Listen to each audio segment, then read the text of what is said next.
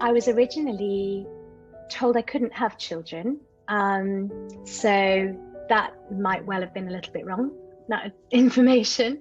But I had a bit of a journey. I had endometriosis and fibroids and things in my 20s.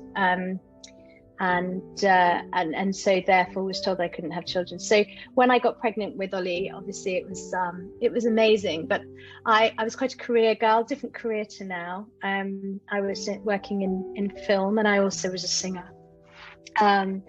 And I reinvented myself when Ollie came along.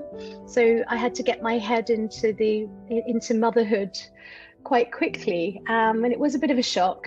And his birth was quite traumatic as well. So it was a bit of a bumpy ride into motherhood. My motherhood journey really has been me supporting other mothers and learning on the way myself, learning both professionally and obviously personally, and treating it as always an opportunity for learning and growth. And I have learned a lot about myself and about my clients and about my family, and as we do. But I generally take more time these days to notice things than perhaps I ever used to. Hope that answers your question. So last year, I mean, there are so many, because I've got 4 children. There've just been so many major events. But last year, my second boy was very poorly, and he was in and out of hospital in ambulances, having panic attacks and not being able to breathe. And there was one particular moment when I finally managed to persuade them to keep us in, and he got wheeled in. But it was when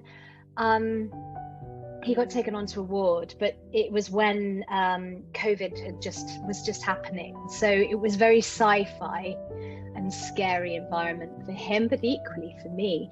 And I remember eventually getting into this room with him, and he's 12, but holding him and feeling my mothering instincts kicking in really, really strong in that moment, and knowing that I had to be his protector, his nurturer, and I had to be strong for him, because I was equally feeling very triggered by that experience. I was having flashbacks from birth trauma and things, and it was a moment of real reflection where I knew I had to dig deep and ground myself and really use all the tools that I have learned along the way, that I help others with too. And it was particularly hard because I then had to leave him in the hospital and swap with my husband and then be apart from him. And that was very, very tricky, because I just so desperately wanted to be wrapping him up in my arms and being with him, and I couldn't. But it was a moment when I had to call upon all my resilience and all my resources, and I felt tremendously grateful for everything that I have and do, and in the way what I've learned and how I've grown as a mother, and equally as a mother to mothers in lots of ways as well.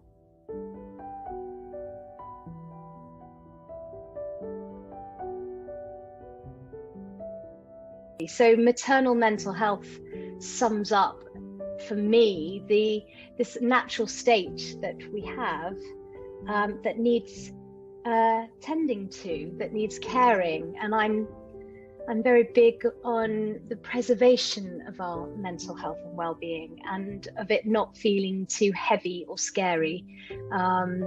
But equally, it is, as our physical health is, our mental health is the same. We need to take care of ourselves in order to feel well. So yeah, that's what it means to me.